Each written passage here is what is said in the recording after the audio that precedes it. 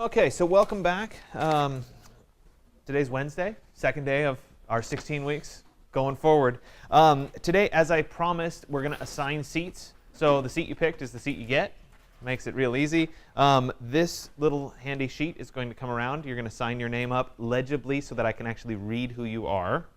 So don't scribble it. Your computer monitor should have a number on it. Like mine, for example, says ET103-01. You'll see the same numbers on this sheet, so you can actually sign up and cross-reference. So anyway, I'm going to pass that around. There's also a little thing for instructor. That's me. That's right here. So you can kind of orient where you are in this. But make sure you sign that today. That's how I'm going to do roll today and from here on out. So it saves a bunch of time, so I don't have to call everybody's name and work through it that way. Before we actually get started with lecture today, I'm going to walk you guys through writing your first comment. Remember, I told you that as you came into class and things got set up, you noticed that I started right as I said I would, about 7 minutes after the official start time. I'll try to stick to that as best I can, but it gives you that first 5 to 7 minutes to get your computers on, booted up, and to write your comments. So yes, you technically should have already written your comment today, but we're going to do it together so that you guys can see the process of doing this in the first place. I went ahead and I pulled up the course website here, and I'm logged in. This happens to be my administrator account, so you may see a few extra options that aren't on your account, but the bulk of it is the same. And essentially what I'm going to do is if I was going to write a comment and I wanted to write for last exercise, remember you should do 3 for every exercise, though in this one circumstance everybody's just writing 1 comment today. Okay, that's all you're required to do on the last one. So we're all going to write 1 comment together. I would go to the student work section here. I'd go to digital tools for designers. That's the 135 class. And I'd come down to exercises and I'd say, okay, exercise 101. When I click on that under the student work section, I'm going to get a bunch of the posts that you guys made last class, theoretically. If you didn't categorize your post correctly, yours might not have shown up in this list, in which case you wouldn't really get any comments on it, but it's not the end of the world.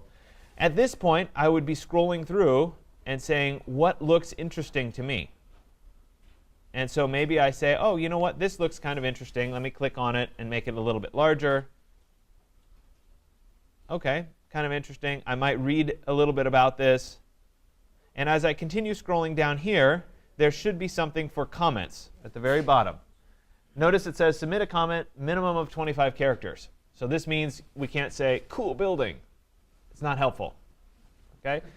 So, for today's purposes, this is not you're not going to write a super great comment about the article that somebody chose. But this is, again, our first experience doing comments, so it's meant to be helpful. As we go forward, you will be able to write constructive comments. When we go out and do the photography section and you post pictures that you've shot, you might comment about somebody's composition and the compositional strategy that they were using. So the idea is that it's something constructive. So here, I would be writing a comment. It's saying that I'm commenting as who I am. You obviously want to make sure you're logged into the website before you write the comment, because that gives you the ability to track and you'll get credit for it. And then at this point, I would write a comment. So I might say that this building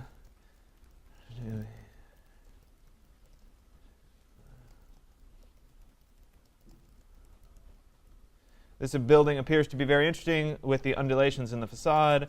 I'm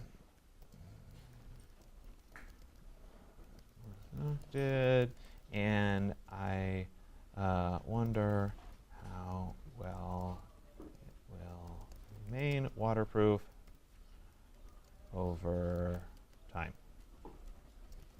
Something like that. So I'm trying to write something that's reasonably intellectual, as opposed to cool building, man. Right? That's the idea. When I'm done, I'll come down here and I'll click Post Comment. Now for me, because number 1, I'm an administrator, and number 2, I've commented before, my comment shows up right away. And you see there, it shows up, there's my name, there's my picture, and there's my comment.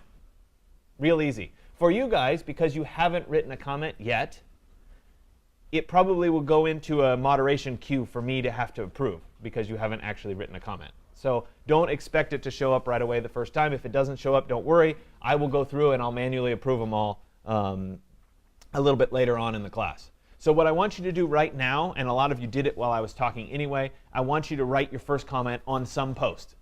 It doesn't matter which one. Today we are only writing one comment. That's it. And so you'll write that one comment. I'll give you just a little bit of time to do that, and then we'll get started on the actual lecture. Remember, this is the thing that you're going to get ingrained in your habits. You come in, you write your 3 comments. Next class, you come in and you write your 3 comments. Next class, you come in and you write your 3 comments, and then you won't ever be behind, and life is great. So while we're waiting for you guys to write that comment, I will remind all of you that this coming weekend is a holiday weekend, which is great.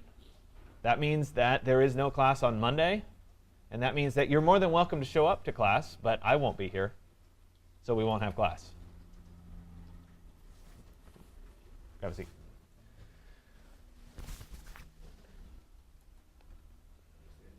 Yeah.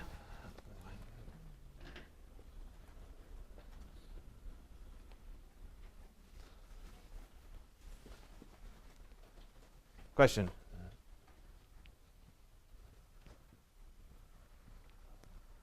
Did it freeze?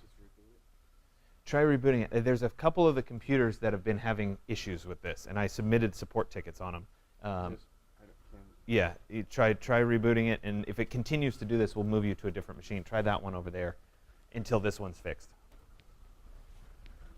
Or try this one.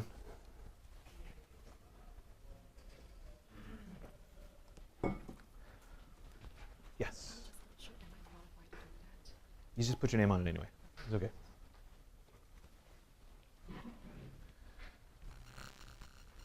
Okay, if you're on the wait list, go ahead and sign up on the chart where you are, just so that I know where you sat today, etc. And we'll sort out if somebody's in the class or not in the class a little bit later on.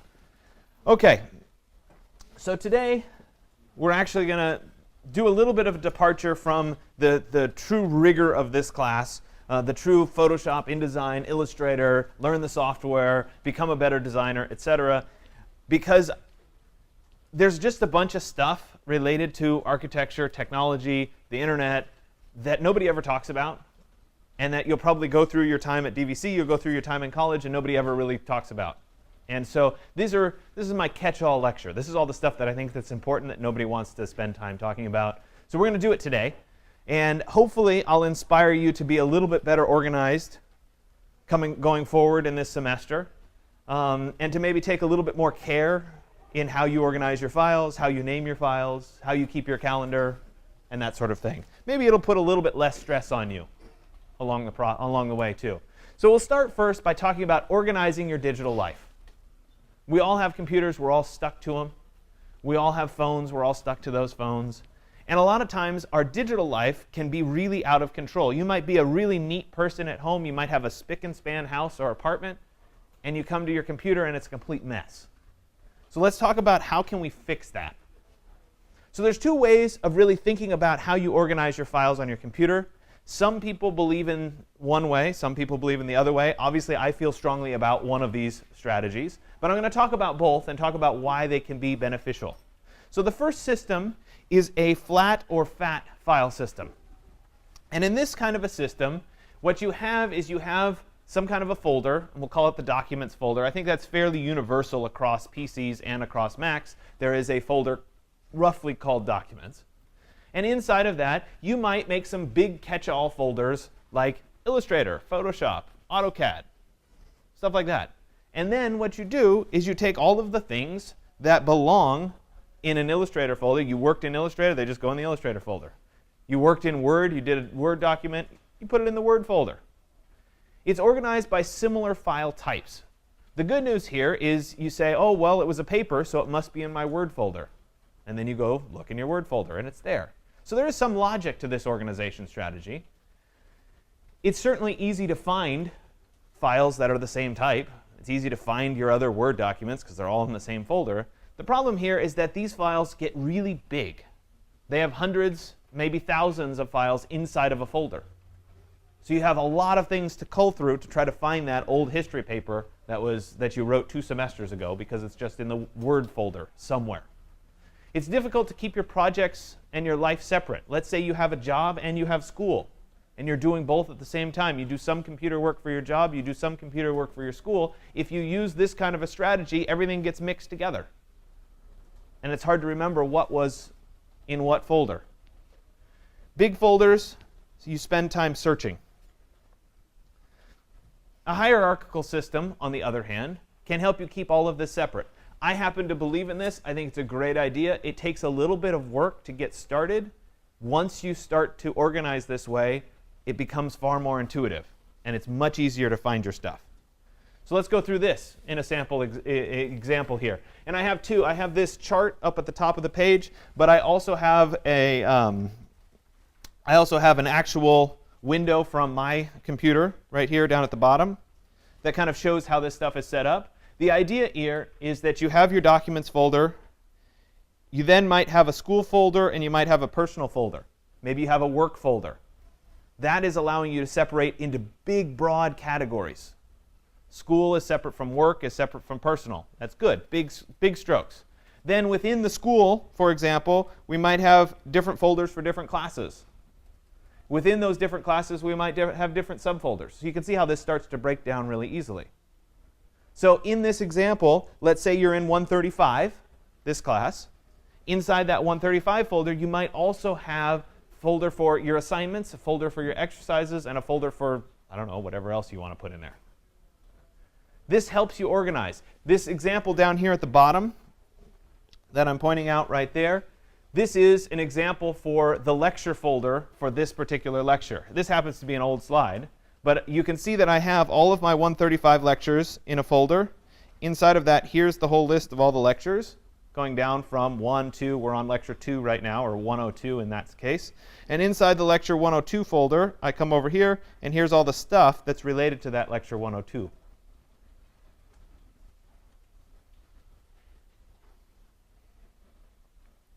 So you're organizing, instead of by file type, you're organizing by project. And I think by organizing by project, you're keeping all of a certain context together. Everything that's related to this project gets bundled together. It's easy to find your files as long as you know what project you were working on or what class you were working on. You can go back and find it. It's easy to keep those separate from each other. And you can always go backwards and say, you know what, I want to find, I know it was a Word document, but I don't remember where it was.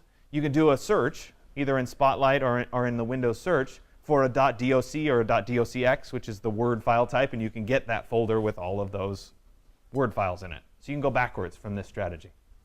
So it helps, but it does take a little bit of work. You don't just automatically save to your desktop. How many people have a really cluttered desktop with hundreds of things on it? Right? My dad is a great example of this. I go to work on his computer, and it's like, I can't even see the picture in the background. There's so many files. I don't know how he finds a thing. But it just happens. Some people do it that way. If you work more on a hierarchical system like this, though, your life will be more organized. You'll be able to find the files. It's easier to back up your files, which we'll talk about in just a little bit. So if I was projecting this out for you, you guys are going to be working on a flash drive today. Maybe it's a hard drive. I know things are changing. You're moving from flash drives to hard drives, a lot of you anyway. In this example, you'd have the root of your flash drive. That just means the drive itself. And then below that, I'm going to suggest that you have a folder for your OneDrive, which is what my suggested backup is going to be for this class, which we'll talk about a little bit later. Inside of that OneDrive folder, you'd have your various classes that you're working on for this semester. Another folder inside of your flash drive would be what I call a resources folder. Not so relevant for this class, but let's say you're in the 136 class, my Rhino class. In your resources folder, you put your material library for your renderings, because it's an easily replaceable thing. You know, there's my material library. I can go download it again. So if it gets lost or it gets trashed, it's easy to replace. So we don't have to back it up. The reason I separate that out is you don't need to waste your OneDrive space keeping track of something that you already have or you can get really easily. So in that case, the materials library is really easy to get, so you don't need to use your OneDrive space to back it up. You guys all, through DVC, through your Insight accounts, have a 25 gig OneDrive. So that's not bad for backup. It's a good place to start. Some of you use Google Drive. How many people use OneDrive? Not too many of you. How many people use Google Drive? OK, so Google Drive is great. And we'll talk about backup solutions a little bit later on. but it doesn't work well and doesn't play nice with the lab machines because you can't install it on the lab machines. So you can log into your Google, you can download everything, you can put it on the desktop, and then you have to remember to upload it. So it's a little chunkier working on these machines. Dropbox is also a good example. There is a portable version of Dropbox that you can run off your flash drive, but they have space constraints that aren't quite as big as your other options. Naming. How do you name your files to begin with?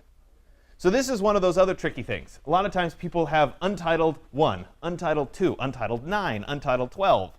Well, guess what? In 2 years, when you go back to find that history paper that you wrote, and you're looking for your Word document, and your history paper was called Untitled 12, you're not going to remember that your history paper was Untitled 12 anymore. So you want to think about, how do you name these files in the first place? So naming can get complicated. You can name it really easily. You can say history paper, blah, blah, blah. That's fine. When I was in grad school, I had a lot of files.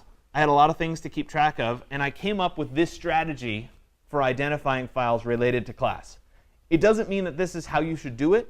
What I'm trying to do by sharing this today is make you think about, is there a strategy that I should be using?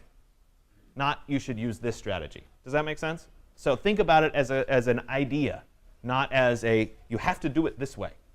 So in this context, I put something before every file that was related to a particular class. And that prefix was an identifier for the class itself. So in this particular example, let's say I was in 121 with Daniel, Professor Abbott. I would put a prefix right here of A121A. And I made that up from the fact that it was an architecture class. So that was the A. The 121 was the course number. And then I added that one extra A at the end. For you guys, it's not so relevant, because you'll only take 121 once. At least I hope you'll only take 121 once. You'll only take 220 once. For me, when I was in grad school, we took the same studio 3 times. You took a 201, which is a grad level studio, 3 times. So I had to figure out how to separate out the fact that this was a grad level studio with 3 different people. So I used the professor's name as a way of identifying that, which made it a little bit easier. That was how I did it. Doesn't mean that's how you need to do it, but it's a way of trying to organize your files. So that's my prefix in this context. And then my suffix, this is what went at the end of my file, was an addition and a version. And a lot of you do this already. You're working on an AutoCAD drawing, you're working on something, and you start numbering it. How many people do this? Right? You add, this is number 1, this is number 2, this is number 3. This is a variant on the same strategy. The difference here is that I have a way of designated major changes versus minor changes. So in this case, I have an addition, which is the big number. That's a big change. And I have a version, which is a letter. And so the version is like, oh, I tweaked the lighting settings just a little bit. I added a little bit here, I added a little bit there. Nothing major, just a little bit. Try it out. So I use those letters to designate those changes versus big change. I made a change to my design. We go from edition 2 to edition 3. So if I were to put it all together, this is what it would look like. The beginning, right here, identifies what class it belongs to. The end here tells me the edition and the version of my particular file. And then whatever's going on in here, whatever you want to put in there. I don't care. Something that describes what this particular file is. But that's a good way of going back. The nice thing about this is even now, it's been 12 years since I was in grad school, I could still go back and find the files related to a particular grad studio. I could go back and say, oh, what was under A201W? That was the first grad school studio that I was in. I could go back and find all those files because of that. It's really easy. I don't have to remember what the files were called. I just have to remember that little prefix. So it's just a strategy for trying to organize things just a bit. A couple notes about file names. In both OS X and Windows 10, you don't really have to worry about spaces in file names. Okay, it doesn't matter if you're saving your files and there's a few spaces in them. However, if you intend to upload those files, you might want to separate out the spaces and put dashes in or underscores in, because the web doesn't like spaces. If you ever typed into your search bar at the top of your page, with a space in it, you know that that search term then goes to Google because of that space, because it's assuming there wouldn't be a space. There aren't spaces in the address bar. So if you upload a file to the course website, to somewhere else, and it has spaces in it, the computer will determine what extra little characters to put in where the spaces are. Maybe it'll put dashes in, maybe it'll put a couple % signs in. It'll put some character to represent, oh, this was a space. And so that can get a little chunky. And you're relying on somebody else to change your file name. So if you want to be aware of that, you may want to eliminate your spaces in your file name. And this is the kind of thing I like to point out to you, but it doesn't mean you have to do it. If you're happy letting the web determine what it looks like, that's fine too. You can use the dashes or the underscores. That works great in your file names. Make sure you stay away from forward slashes or backward slashes or question marks or periods. The reason we stay away from forward slashes and backward slashes is that has to do with either the file structure on the computer or it has to do with the file structure of the web in terms of where you're looking for a particular file. Question marks usually indicate a variable online. You'll see in your address bar at the top of your page, google.com/whatever/question mark and a bunch of numbers. Usually that question mark is some kind of a search string that's part of it. So we stay away from question marks. Periods are the designator between your file name and what the extension is. The extension being what type of file it is, and consequently, how should your computer open that file? If you put a period somewhere else, your computer can get confused about what kind of file it is and how it should open it. My guess is that's happened to some of you before, where there's a period in the file name and your computer says, I don't know what this is. So it's easy to fix. You can eliminate those characters, and that solves the problem. So backup. This is my doom and gloom speech for today. So I'm gonna share with you a strategy. This is not my strategy, though it is a strategy that I use and employ myself. This came from the Pixel Corps, which is a multimedia guild of artists in San Francisco. This is their strategy for how they back up their work. How many people right now could say their work is backed up? A couple of you. That's good. That's better than previous years. That's definitely good. So if your computer, for example, was stolen out of your car right now, would you still have your stuff? OK, that's pretty good. If you spilled water on your computer, would you still have your stuff? Yeah. Those are the kinds of things we're trying to protect against. So anyway, this is the strategy that they use, which I think is a very, very good strategy for how you back up your work so that you're safe. No matter what happens, you're safe. One primary working copy of your files. Should be fairly obvious. 2 backup copies. So we start with the principle of 3. There's 3 copies of your file. 1 is your working copy, and there should be 2 backup copies of that same file. 2 different mediums. And this has actually changed a little bit in recent years. But the idea here is that you have 1 on a hard drive and maybe 1 on a flash drive. Or 1 on a hard drive and 1 burned to a disk. Not that anybody does that anymore. That's where it kind of breaks down a little bit, because we don't do that. So usually it's 1 on one type of hard drive and 1 on a different type of hard drive. That's more common. There's your principle of 2. The idea here is that any media can fail, right? Your hard drive, for example, is magnetic. It gets exposed to a big magnetic charge, you might lose your data. Your hard drive breaks randomly because it's mechanical. It might break. You have it on a flash drive, you're protected against magnets, you're protected against just breakage, but you're subject to flash drive electronics. If it goes through the wash, that's a bad thing. So you're protecting yourself in a variety of fail states, depending on what happens. Because you know what? I'll tell you, it happens. It happens to the best of us. And I'll tell you some more stories as we go forward about things dying. So that's 2. So we started with 3 files, 1 primary, 2 working copies. Principle 2, 2 different mediums. And the last part, the 1, is that 1 copy of your file shouldn't be with you. It should be somewhere else. And this has gotten really easy to do. We can do it by Dropbox. We can do it by OneDrive. We can do it by Google Drive. Any of those options work great for this. The point is that they're not with you. So if something happens to the stuff that you have with you, your laptop goes away, that backup still exists somewhere else. And we're back jackhammering. Great, thanks. So you say, oh, that's fantastic. I like your principles. I want to do this 3-2-1 backup scheme. How do I do it? I'm in the lab. These computers don't save any information. Well, this is where backing up your work comes into play. So we have one primary copy that we're working on. That's going to be on your flash drive or your hard drive, depending. Then we need another copy. Remember, we need another 2 copies of your files. We can get that copy via the cloud by doing either a OneDrive backup, a Google Drive backup, or a Dropbox backup of your flash drive. And we'll talk about how to do this today. I'll go through that. So that then gets it off-site, away from us. That's good. And it gets us our second copy of the file. We still need one more copy of the file to follow this principle. All we have to do is install Google Drive, Dropbox, OneDrive on our computer at home, and we'll get that third copy. So in this scenario, we'd have 3 copies of our files. The one primary working copy is on our flash drive right here in the lab. One is off-site because it's up in the cloud somewhere, floating around.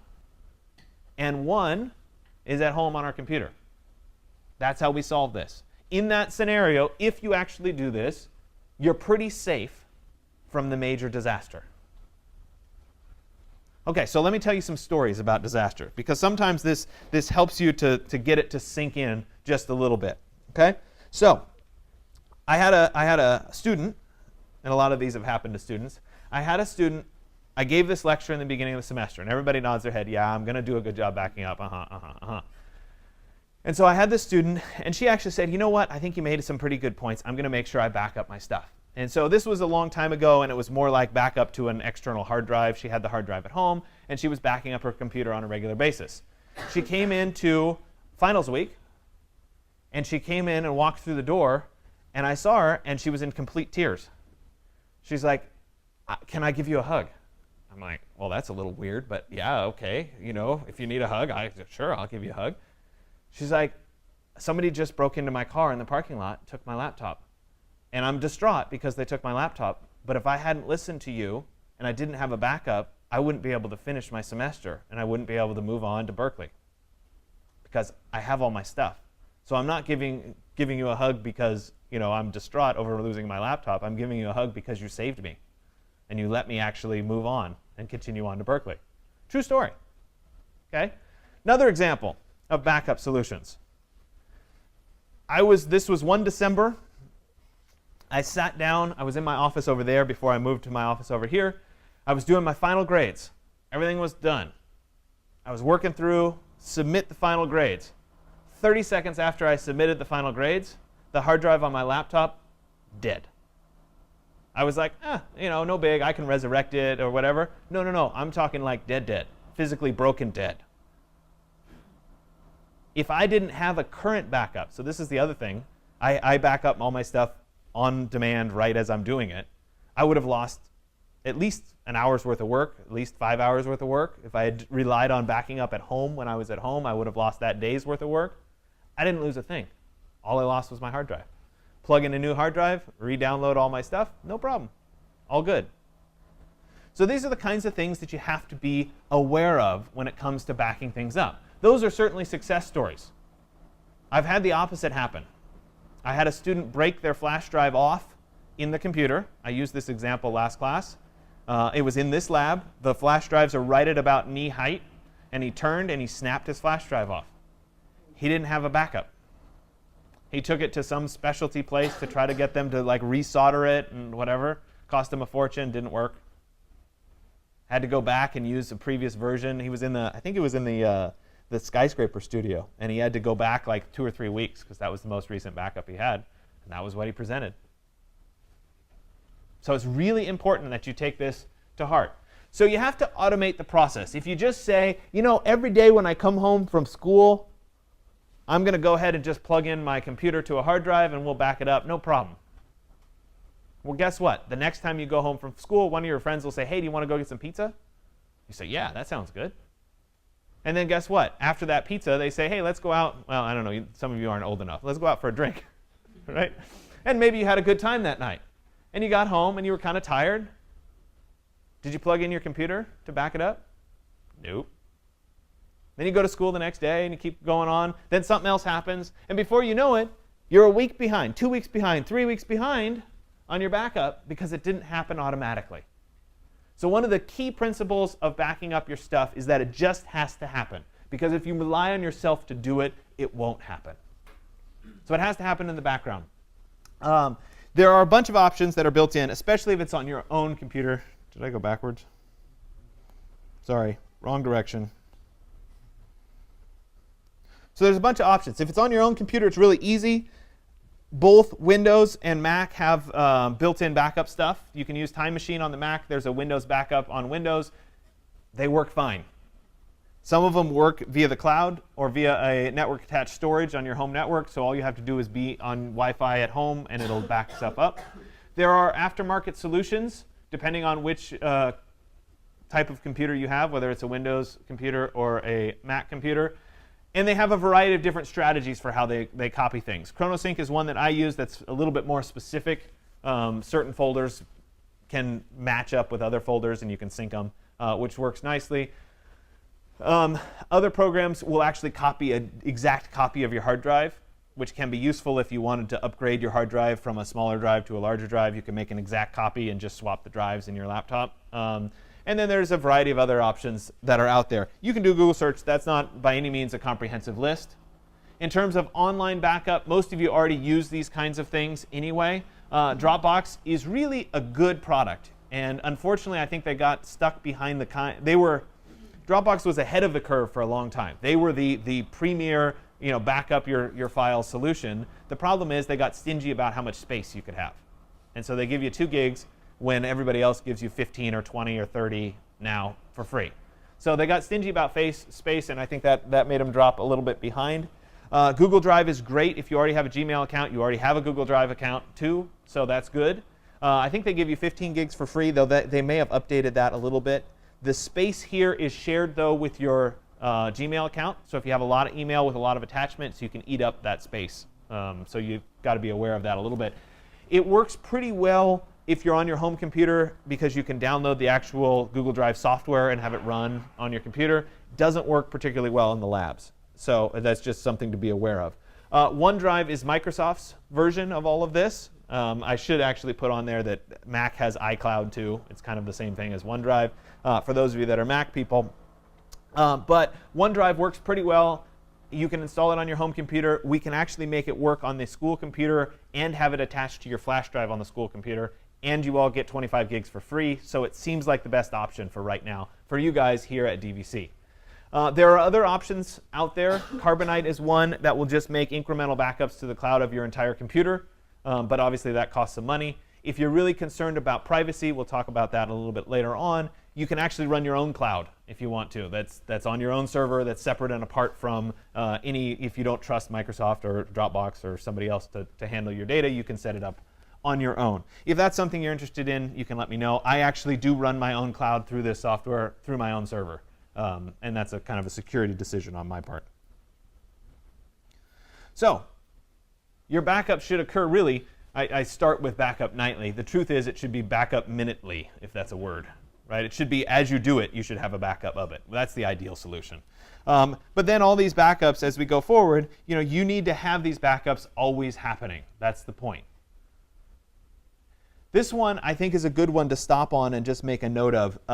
This is a good time to copy all of your files from a particular semester. And I know this is like ancient history, but like you could burn it on like a DVD. I know that's like, heaven forbid you do that, but it's actually not a bad way of permanently putting some stuff away. You could also put it all on a flash drive and put that flash drive away.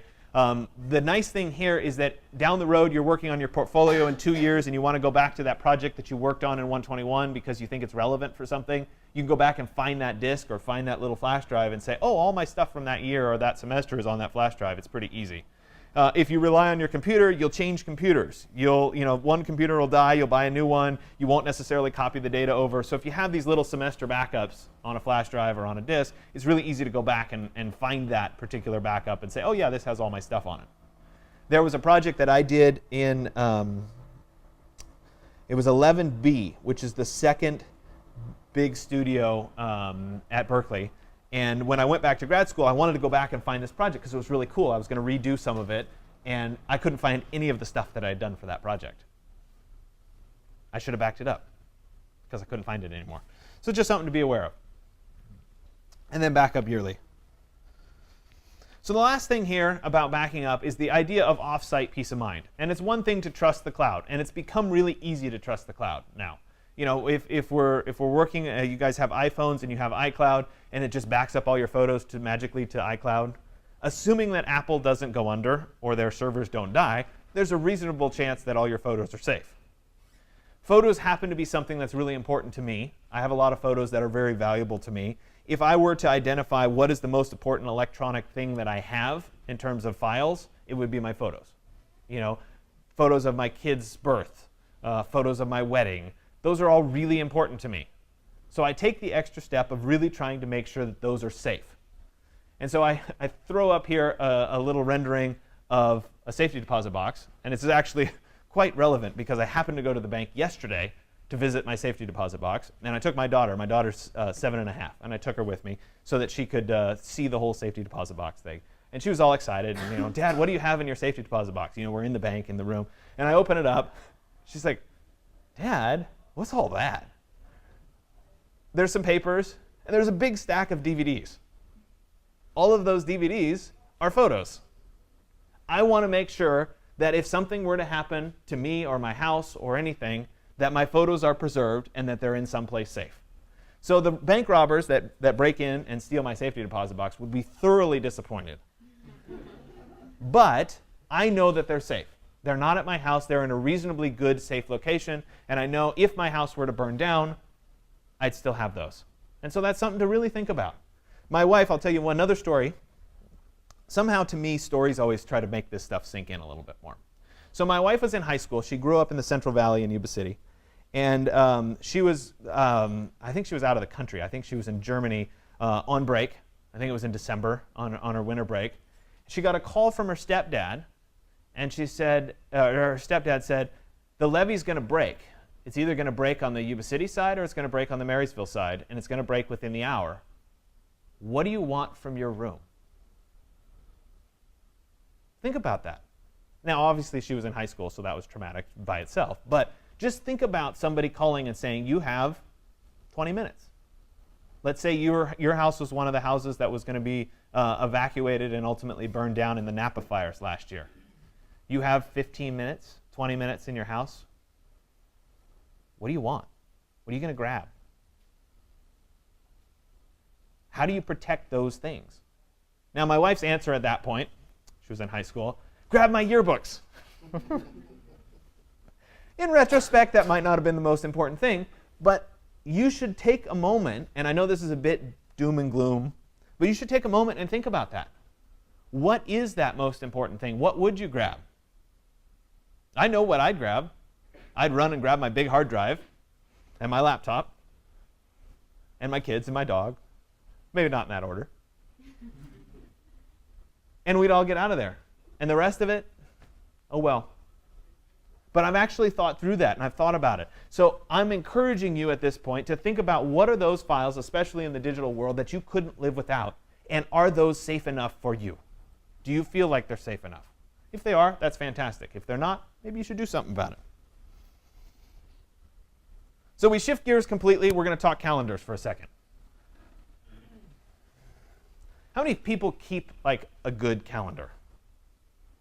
A few of you. Good. How many of those people have it in some digital format? Okay. Anybody use one of those like spiral agenda planner book things? My wife uses one of these, and it drives me nuts. Sorry, I have to do this because it doesn't share with anybody. It's like the secret book that she keeps all of her stuff in, and nobody else in the family knows anything about what she's doing because it's in the book. So anyway, sorry. That's good. The point is that you're keeping a calendar, which is a good thing. I hope that today, talking about all this stuff, maybe you'll start to get interested in doing these sorts of things. So when we start talking about a calendar is a really important way of organizing yourself and getting ready. As you go into this semester, staying organized, understanding what's happening in various days, this is something that's going to be very important. Generally, you're going to keep different calendars for your personal life, for your school and or for your work to try to keep track of it.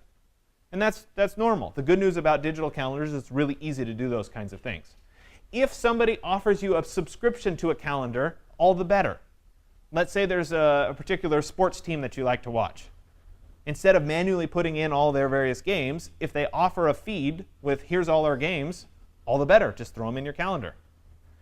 For this class, I'm offering you a feed that shows all of the stuff that's happening in this class. You don't have to type in the dates or the due dates or anything. They'll automatically show up as long as you subscribe to it. So this is something that's very useful. Make sure also that your calendars work on the devices that you tend to use. If your calendar's not available to you, it's not going to do you any good.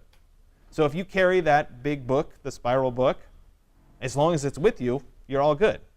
But if it's not with you, that's kind of a problem. Same thing happens with a digital calendar. If it's on your phone, that's great. But you're on your computer and it's not there, that doesn't work. So we need it to sync across all of those various platforms that we might be working with. So a lot of the web calendars are great, and a lot of them will sync to the desktop calendars as well. If you have a Gmail account, Google's calendar is great. Yahoo has a good calendar. Outlook has a good calendar. They're all free. If you have, you can use the built-in calendars. If you're in the Apple ecosystem, you can use the iCloud setup, which is just fine. The only challenge with the Apple stuff is that you have to be kind of universally Apple for it to work nicely. Otherwise, you're kind of more in the Google route, and you have to sync between all the different devices, which is very, very doable. So Google just changed the look of their calendar. I'm just throwing up a few of these as an example. This is the weekly view. You can see that we're here today on the 29th. This is showing the two calendars that I have for my two classes. You guys would only be in the green calendar for 135. And you can see right there in 135, it says Lecture 102. It says what it is. It says Lab Exercise 102. So you can have that feeding automatically into your calendar as well. And I'll talk through how to do that a little bit later on. They also have the typical monthly view where you can see this kind of spread out. I had to jump ahead to September so you could see all of it. And then we have the same basic style, whether it's in Yahoo's calendar or Outlook's calendar. That was Outlook, and I think the next one is Yahoo's calendar, like that. So let's talk a little bit more about email. Okay, I asked on the surveys how experienced you were with email. It's the one thing everybody can put like 10 on, right? Some of you were modest and put 9s or 8s, and I'm like, yeah, I believe that. The average person has 3 email accounts. How many people have 3 email accounts or more? Okay, almost all of you. Generally, it's 1 for friends and family, 1's for your work or your school, and 1 is some kind of other account that you opened when you were 16 that you don't check anymore. The number of emails sent by humanity each day is somewhere above 2 billion. This was a little bit of an old slide, so we've increased from that. That's a lot of email. The average person sends and or receives at least 121 emails a day. How many people feel like they're in that category? Not too many of you. Good for you. So for me personally, I'm probably in the 300 to 400 emails a day category. It's a little bit daunting. So email becomes something that's really important to organize and to declutter and to decide what's really happening. So this is also an important moment for you. Many of you are just starting in your college career. You're here, this is at the beginning. You were maybe before you were in high school, you might have that email address that really isn't quite the most professional email address. Okay? I had a cousin who's very close to our family. He had an email address that was his name followed by theking@gmail.com. And so, you know, hey, when he was with his buddies and stuff in high school, that was a pretty cool email address. Now that he's kind of grown up and has graduated, you know, college and, you know, is running for public office and that sort of thing, do you think he still wants to use that email address? Not so much. So you, right now, have an opportunity to start branding yourself. And I'm going to spend a lot of time today talking about branding yourself as we go forward. But you have the opportunity to kind of shift gears a little bit and to become a little bit more professional. Maybe you will have an email address that you're starting to use that's more professional. Maybe it's your name at gmail.com or something like that. You might want to start moving in that direction. You can do that by forwarding your old email into that one new email and starting to use that email. Most of the time, once you forward your old email into your new email and you start using that nice professional email, most people will switch to start using that professional email for you. You don't have to send out some magic thing saying, I'm getting rid of my old account. You just kind of switch over.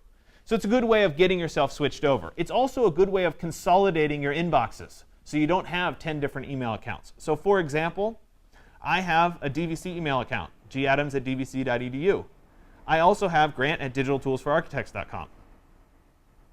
I could keep those two separate, or I could take one and automatically forward everything into the other. So I'm only checking one email account. And when I reply, it's going to come from grant@digitaltoolsforarchitects.com instead of the gadams@dvc.edu. So it's just a way of kind of consolidating down. Decide which email addresses you want to use and start to stick with those. That's going to help you sort things out. Enable spam filters. Mark things as spam. Check your spam, though, because sometimes Gmail especially likes to automatically shovel stuff into spam, and it might not really be spam. So you want to double check that. The other thing that's a little bit tricky is the whole idea of unsubscribing. Okay, a lot of you probably get a bunch of spam-ish emails. So my rule of thumb on unsubscribing is if it came from a legitimate company, like Pottery Barn, or Bevmo, or Safeway, or CVS, or something like that, clicking the unsubscribe link should work. Should work. If it came from something else that's a little bit more borderline, better to just mark it as spam and teach your email service that this is spam and I don't want to see it anymore. The truth is, sometimes you just don't want to see stuff. Like for me in Facebook, I don't want to see emails about what people are doing on Facebook. So I've trained my email that that's spam. So my Facebook emails go to spam. I haven't unsubscribed, but it just goes to spam. So be careful about that. There's actually a great TED Talk, if you guys don't have anything to do later on, about a guy who replies to spam. And he gives this lecture about replying to spam and engaging with spammers. It's really funny. So if you have time, you can look that one up. So if you were forwarding your email, this is an example of Gmail's page. If you're in the settings on your Gmail page, right here under the forwarding and pop IMAP settings, you can check the box for forward a copy of incoming mail to whatever your email address is, and then you can tell it what to do with the copy that's left in your inbox, whether you want it to be automatically archived or what have you. It's really easy to do, and if it's something that you want to figure out how to do, I can help you through it as you sort through your email accounts. Same thing happens if we were in Outlook. You can turn on forwarding under your settings. This happens to be my gadams@dvc.edu, where I'm saying, yes, go ahead and start forwarding all my email to grant@digitaltoolsforarchitects.com. The other thing that you can do that can help your email, and this is, again, if you're getting lots of emails per day, is to use some kind of an email client that helps you get through your email faster. Sometimes these clients organize your email in certain ways, showing you the most important stuff first and the lesser important stuff later on. Sometimes it has to do with gestures. The email client that I use is called Spark, but again, it's more in the Mac ecosystem than anything else, but it's very gesture-based. So it's really quick to run through and say, these are all spam, delete these, depending on which way you're flicking and how long you flick, it will do what you want it to do.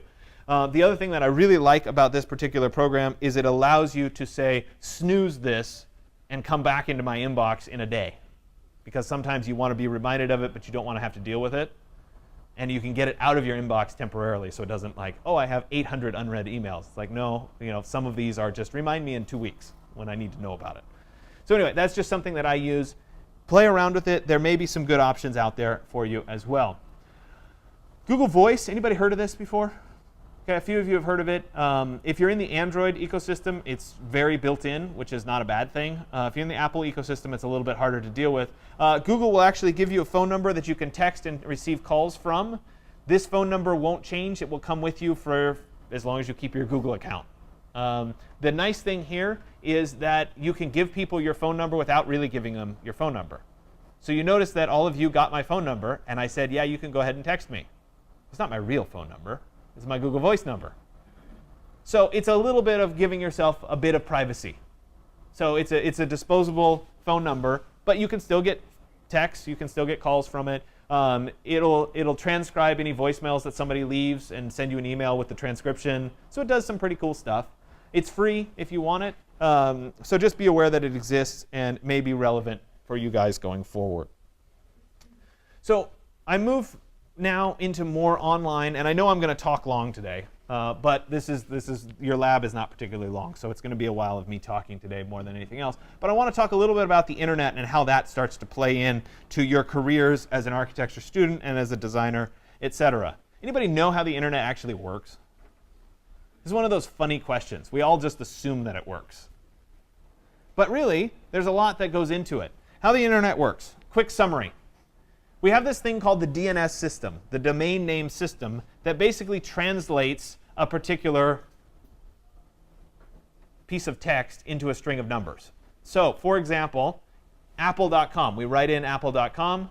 The DNS system says, oh, they want to go to Apple's website. What is the numeric server that I need to go to serve up that information? Where's the computer somewhere across the internet that has Apple's information on it?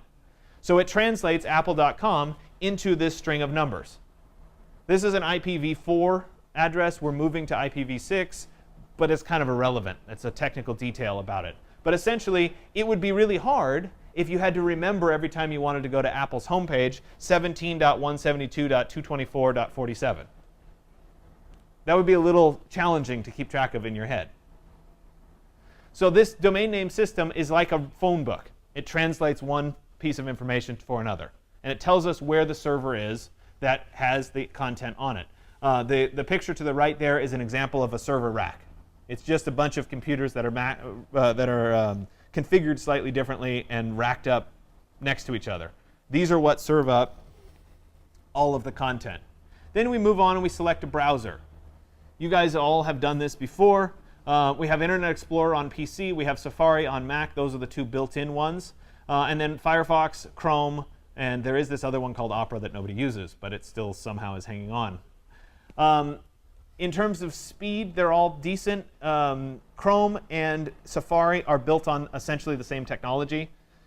The Firefox is a slightly different technology. It's a little bit slower, and Internet Explorer is just plain awful, for whatever it's worth. When you're thinking about your browsers, you do want to think a little bit about how they deal with things like security. Most everything, this used to be a big deal. There used to be big holes in Internet Explorer that people could exploit your computer and whatever. Almost everything is fine now. It doesn't really matter anymore which browser you picked. Some browsers have some extra little add-ons or plugins. A lot of them have these now where you can block pop-up ads. You can block ads altogether. You can look on developer tools and see how somebody's coding a particular website, learn about the CSS files that are running that particular website. Those are all available for you. Most of the time people don't use them, but they are there should you want to. And how fast is your browser? Kind of irrelevant now. Everything's fast enough, so we go with it. Wi-Fi.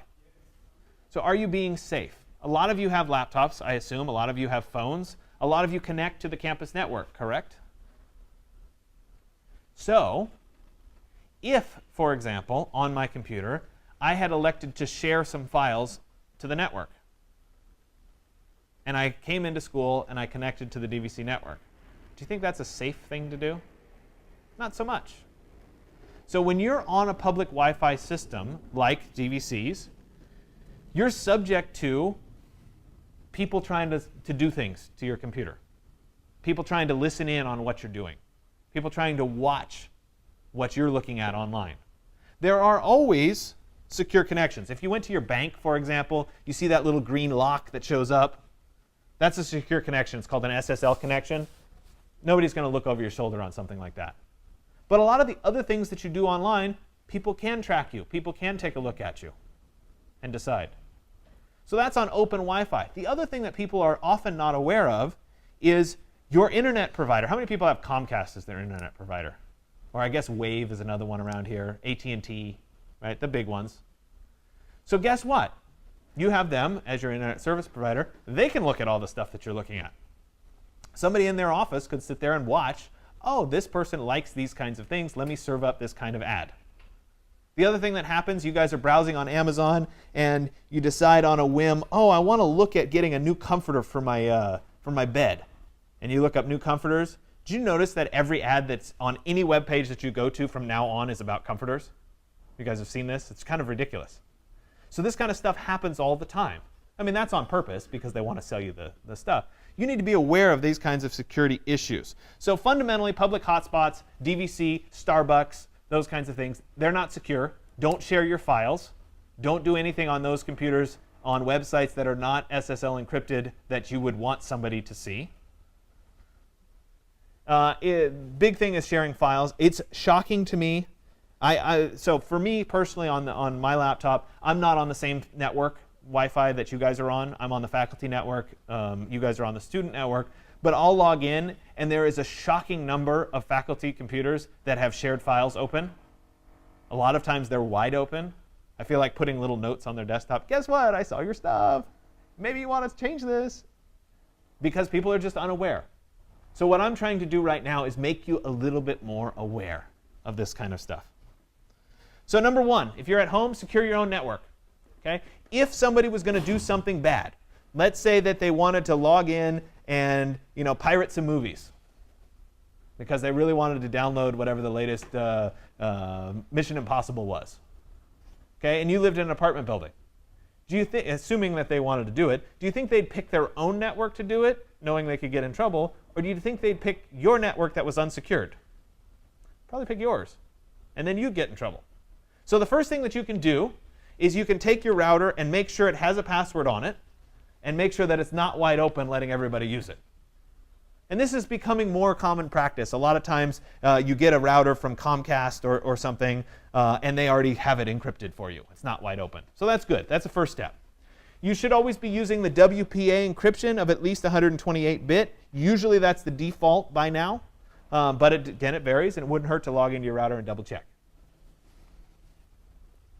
The other thing that you can do is, if you're really concerned about privacy, is you can actually contract with a company to provide a virtual private network, which essentially allows you to connect to the internet anonymously. And there are some really good strategies for this. You don't have to be somebody who's trying to do malicious things to want this. And I'll show you a few examples, and I'll show you how this works. The reason that I bring this stuff up is I think it's important that you guys are aware of these kinds of things, rather than trying to find it yourself. I'd rather have somebody talk you through it. So let me tell you about a perfect example of where this works. So my father-in-law spends at least half the year in Ecuador. He goes out with the native tribes and does ecology work and whatever.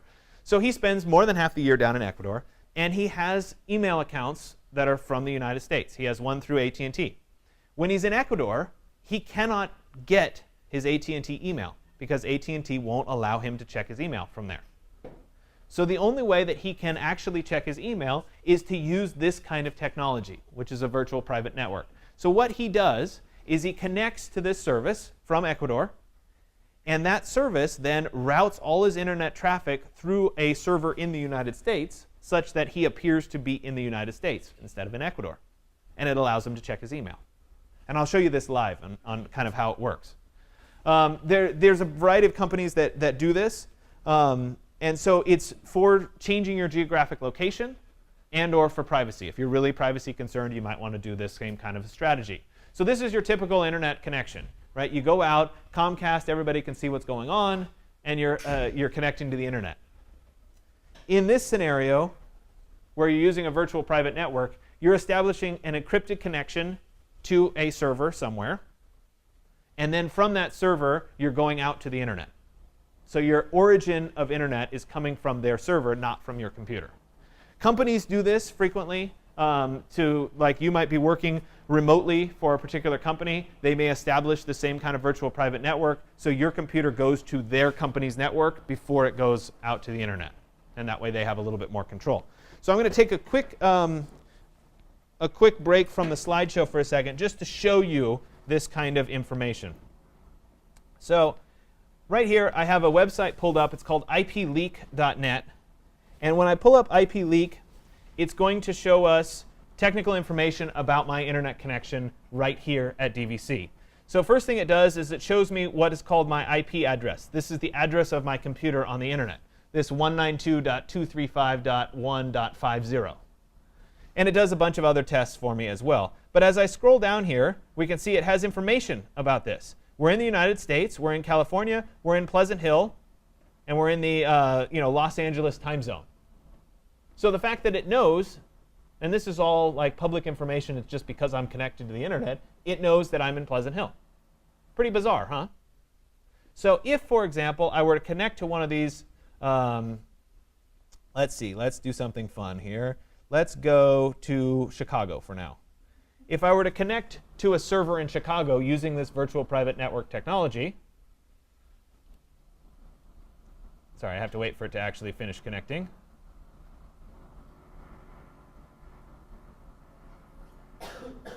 Come on. Gotta love it that whenever you do these kinds of demos, of course, that's when it doesn't work, right? Let me. All right, come on. Let's do somewhere further away. Let's go to Italy and see if it'll connect for me.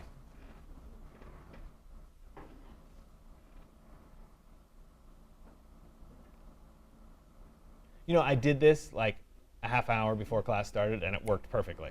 Of course, of course.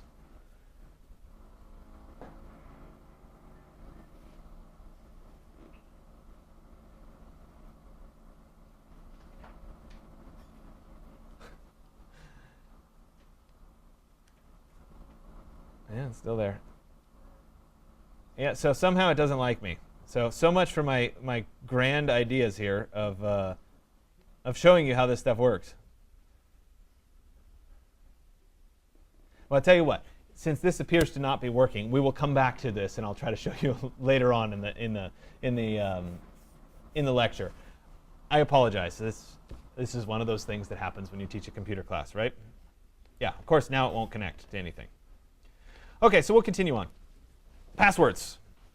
This is actually kind of the biggest thing. If you take nothing away from this lecture, I hope you take this part away. Passwords. So Russian hackers now have 1.2 billion passwords available in their database, probably more than that now. The average internet user has 27 accounts. Chances are you have more than that, and only 6.5 passwords. How many people fall into this category? Use the same password over and over again? Yeah? Yeah, or some variant of the same password over and over again? Yeah. Most normal passwords can be cracked in about 90 seconds on a computer. So it doesn't take too much to crack a particular password. 1 in 10 passwords is a name plus a year. Anybody fall into that category? My wife totally falls into this category. These are her passwords all the time. 2 in 1,000 passwords is the word password. Love is the most common verb in a password, 12 times more likely than hate to occur.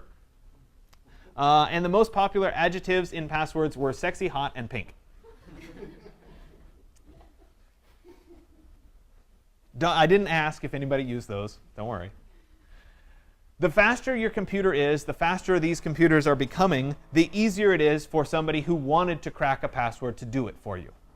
So for example, this particular machine, what they're doing is they're switching from the central processing unit to the graphics cards to do this, because the graphics cards are faster. You can load up more graphics cards. And so in this example, with this particular graphics card in it, it can actually chug through 8.2 billion password combinations each second. So that's a lot of passwords going through. The more passwords that are leaked, you hear about this all the time. Oh, so-and-so got hacked, and they released so many passwords, but it's okay, no big deal, none of our account data was bad. Well, actually, it still is bad, because what happens is when this information is leaked, any password that was used in that information goes into a database of known passwords. So let's flip this around for a second. Let's say that you guys wanted to hack somebody else's password. You could start by doing A, B, and go through. That would take a long time. Or you could take the dictionary of these are all the known passwords that people have used before and try all those first. So the more passwords that are out, the easier it is for somebody to know what your password is. And you can think that your password of Dave1973 is totally unique because you put a capital D in it. But the truth is, there's probably somebody else somewhere in one of these hacked passwords that use Dave1973 as your password. So it's just something to be aware of. Okay? The more leaks there are, the more known passwords there are. This is one of those computers. It's a cracking computer. It's designed to do this. So in this case, it was able to do, in 12 hours, it was able to do any 8-character random password.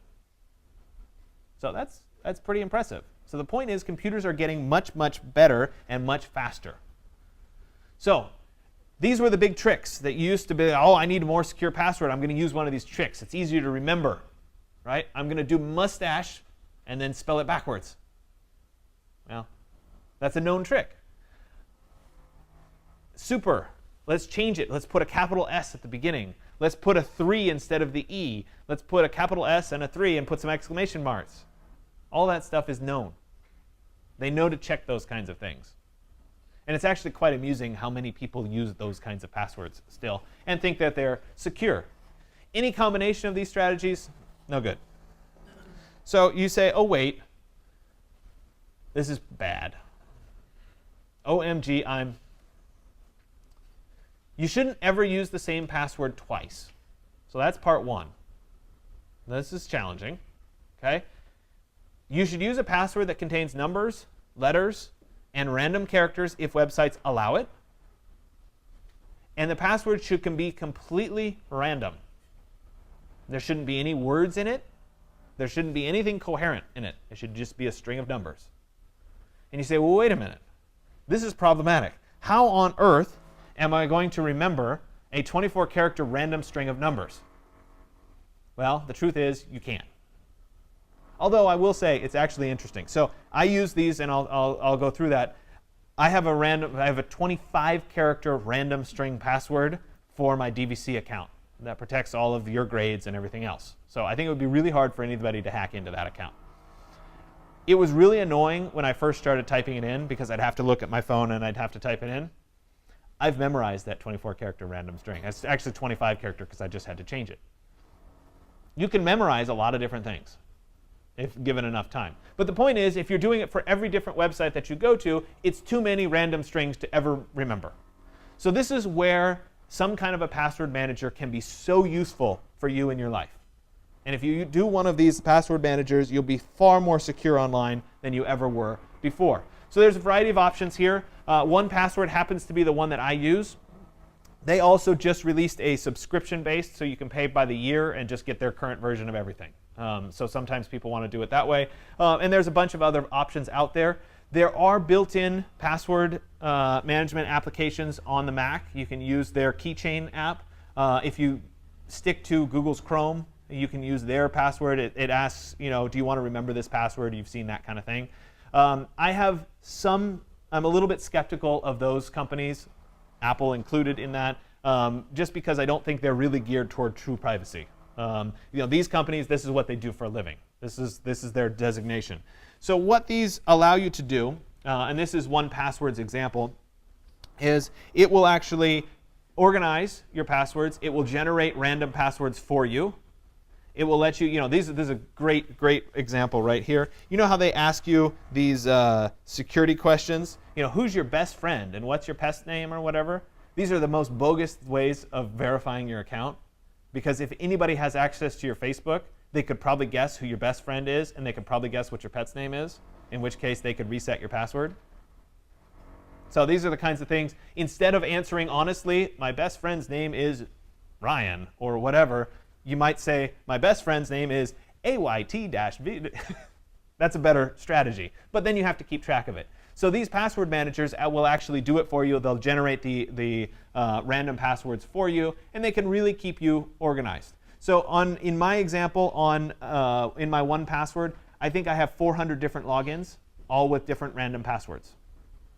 So the way these things work is that you have a master password that's a random string that you, hold on for 1 second and I'll get to you. You have one master password that you have to remember, and as long as you remember that master password, all the rest of them are stored for you. So you'd have to memorize one random string and come up with what that random string is, practice it enough to memorize it. The cool thing is now with the thumbprints and the Face ID and all that stuff, most of the time it's pretty seamless. I can basically look at my phone and unlock any password because it's built into my phone. makes it really convenient for me. Yeah, question? I use LastPass also, Mm-hmm. and I like it because, I don't know, if anyone's ever had to like manage their parents' online presence, they never remember their passwords, so I manage all of their passwords for them and weekly generating new passwords for them, so they never ever have to like ask me again. The entertaining thing about it is I do the exact same thing for my parents because they can't remember it either. Yeah. Are you at all familiar with Dashlane's VPN? You know, I'm not with their VPN, but VPNs have changed. What happens on these kinds of things is you end up finding a company. The private internet access is the one that they were offering some special at one point, 10 years ago or something, and I signed up with them, and I've just kept it because that's the one that I had. There's probably new and better ones out there, but so no, I'm not particularly. But there are some specific, when you get into VPNs, there's some specific things to look for. So I can look at it and we can talk about it a little bit later. Question? Yeah. I found ExpressVPN to be super useful. It's like clean, they have a review from add-on. It's very good. Good. That's good. Well, and maybe it would work, unlike mine that is clearly not working today. It's actually kind of it's nice that a few of you actually understand that there's a VPN and what it is. I mean, usually I talk about it and people are like, what? So that's good. That's good. That means it's becoming more common. And certainly with the whole thing about net neutrality going away and whatever, VPNs are going to become a little bit more important as we go forward. Anyway, so you're creating random passwords at different strings. They need to be separate for every online account that you have. And ideally, they sync across all your devices. Because I can tell you what, it's really annoying to log into my Gmail from one of the school computers because I don't have my password manager. So I can't get my random 24-character password. So in that case, I have to pull it out, I have to pull it up on my phone, and I have to do it one by one with weird capital letters and symbols and all the rest of it. So it's a little bit annoying. But if it's on my personal laptop, if it's on my iPad, if it's on my phone, all of that's really easy. And I know I have nice, secure passwords. So a desktop version, a mobile version, and sync is absolutely a must. You have to be able to keep them all in sync. The other thing about passwords that banks are starting to do, which I think is good, though annoying, is the two-factor authentication. And I'm sure you guys have experienced this by now. This is the idea that you try to log into your bank, and it says, oh, wait, we need to verify it's you. I'm going to send you a text message. It's just a way of one extra step of making sure you are, in fact, who you say you are. The theory being that if you are not you trying to get into a bank account, you don't have access to your phone, too. OK, so it sends a text with a one-time code, and you put it in. And my guess is you guys have all experienced this as well. So hopefully, in talking about this, you're at least thinking, well, maybe I shouldn't use the same password over and over again. Maybe it should be a little bit more random. And I really strongly would encourage you to start using a password manager, because I think that would help a lot in terms of internet security. There's a couple articles. You can check the links online if you want to read more about it, though you can also find more current articles about it. So identity theft, another thing that's important to discuss that probably hasn't happened to you yet, but may. 9 million Americans have their identity stolen every year. Guess what? I was one of them. It happens. 15 billion was stolen from 13.1 million US consumers in 2015. And it, trust me, can happen to you.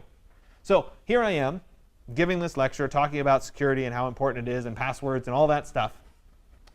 And I got a phone call saying, I think it was from Citibank, saying, hey, we just wanted to verify this new credit card that you signed up for.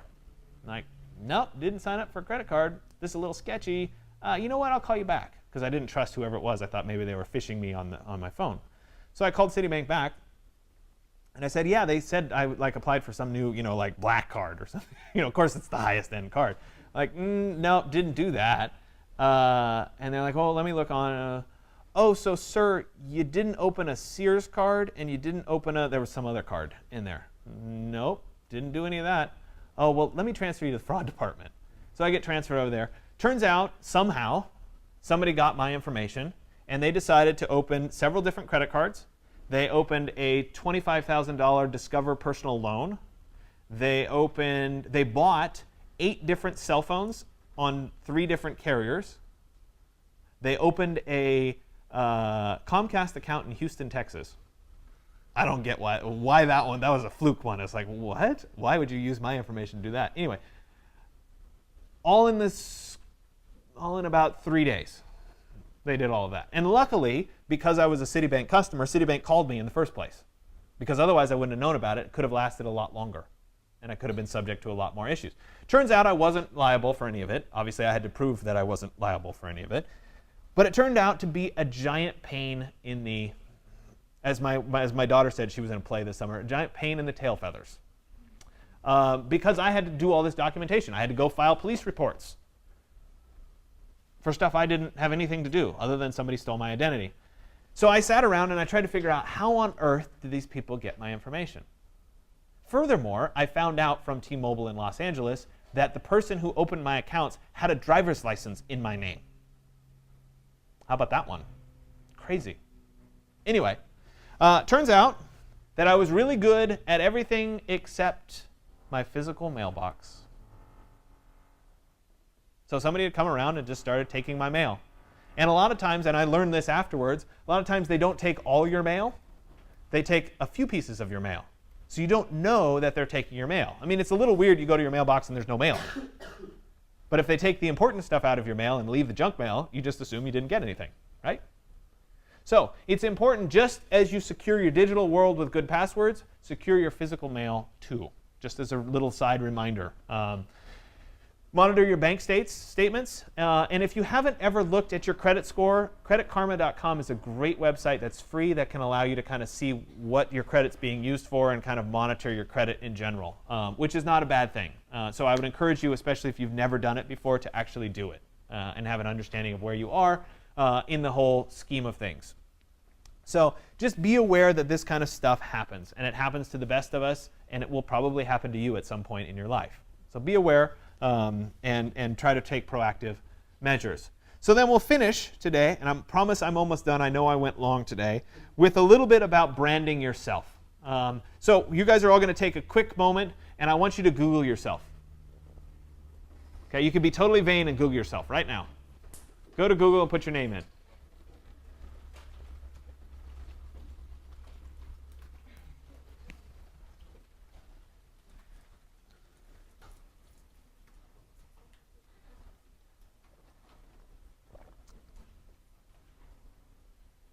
Okay, so how many of you were the top result?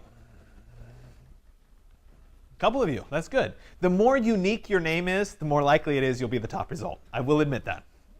So if you Google me, I've had a variety of different fates determined by Google, one of which was I think I died in a suntan bed accident. Apparently, I also played college football. So the point here is that if you're not actively figuring out who you are online, Google's going to determine it for you. And I can tell you right now, if you were applying for a job, one of the first things your future employer is going to do is they're going to put your name into Google, they're going to put your name into LinkedIn, and they're going to put your name into Facebook. And they're going to try those three things to figure out who you are, because they want to know more information about yourself. And so if you are cultivating your own identity, this is who I am online, you can help to shape that experience. You can help to tell people this is who you are. If you try another search engine, the results will be different, but often similar. So it's certainly something to be aware of. Sometimes you need a little bit more qualifier. If you do Grant Adams and then architecture, you'll probably find me. But if it's just Grant Adams, that's where you get the kind of random results. But I've worked on it for 10 years, so my page rank is going up as to who I am. And that's important.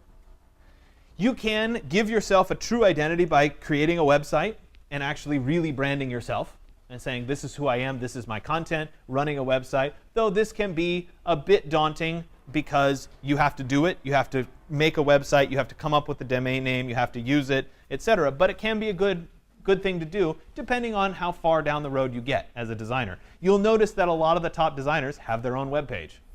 So it's something to be aware of, certainly. If you want to buy a domain name, it costs about $12 a year to have that. So the Digital Tools for Architects website, just to have the name digitaltoolsforarchitects.com, costs about $12 a year.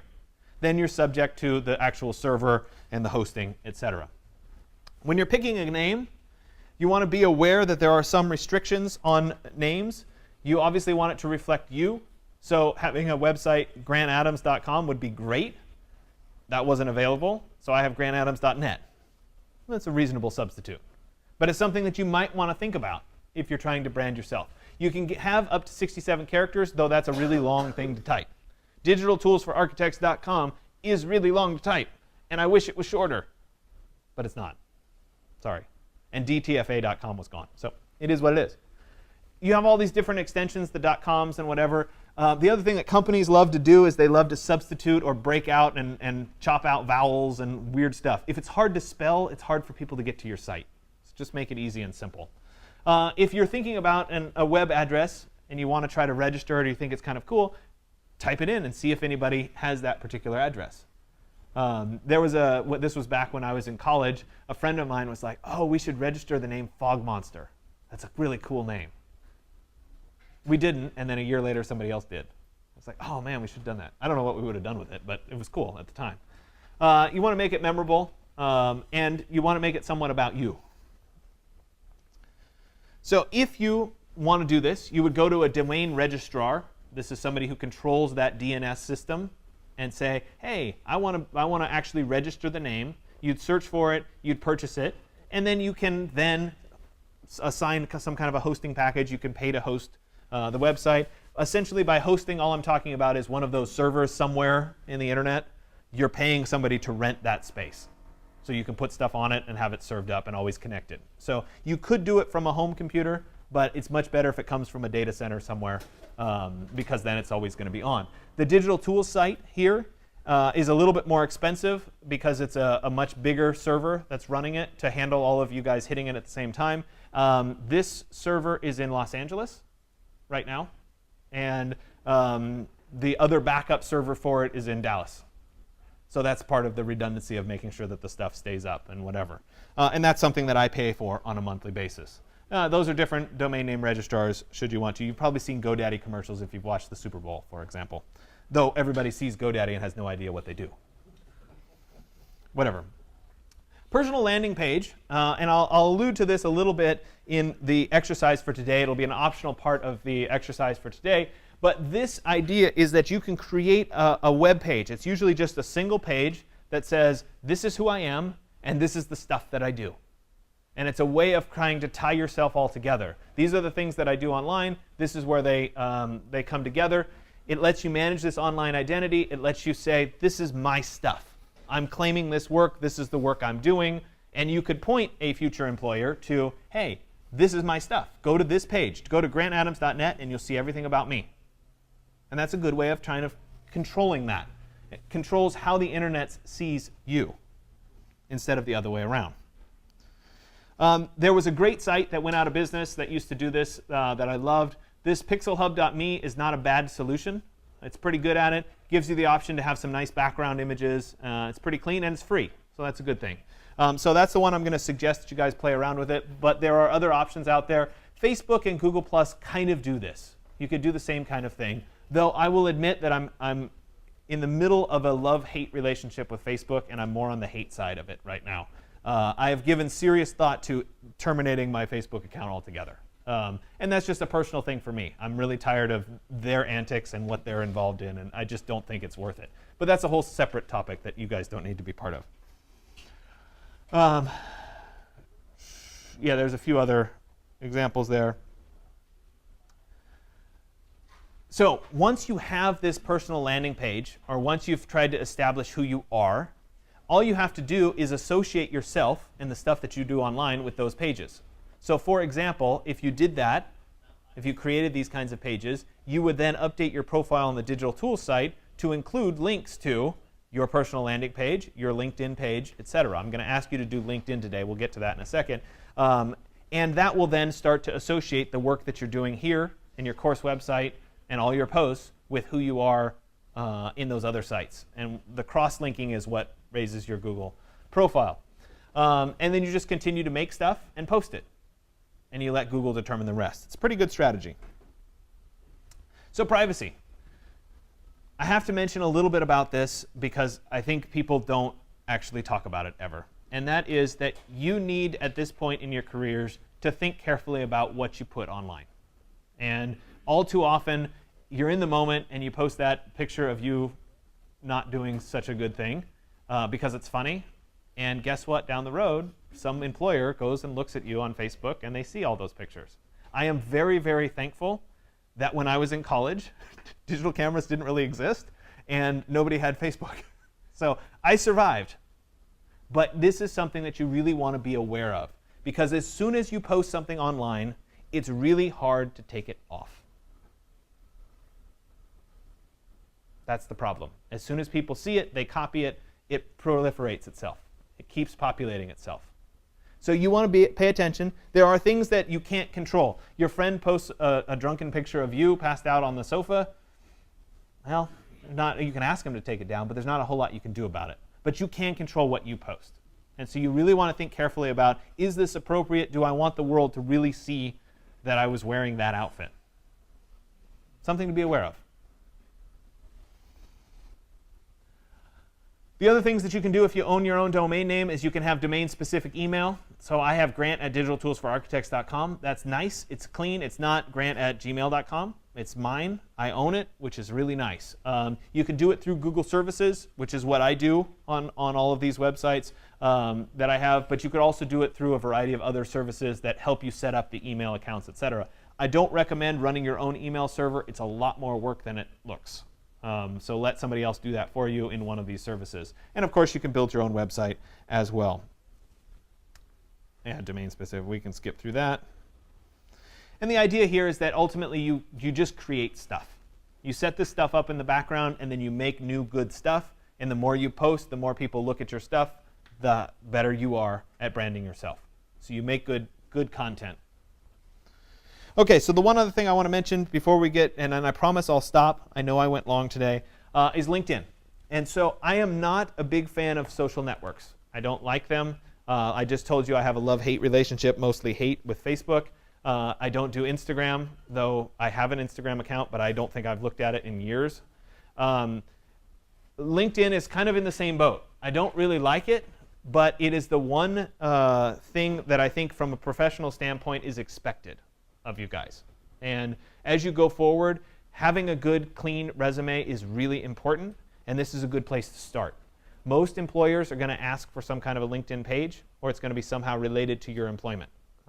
So going ahead and establishing this is not a bad idea. You can take all of those LinkedIn emails that they send you and put them into your spam filter. That's okay. But just having it as a place of having your online resume, I don't think is a bad thing, which is why I'm going to ask you to do it today.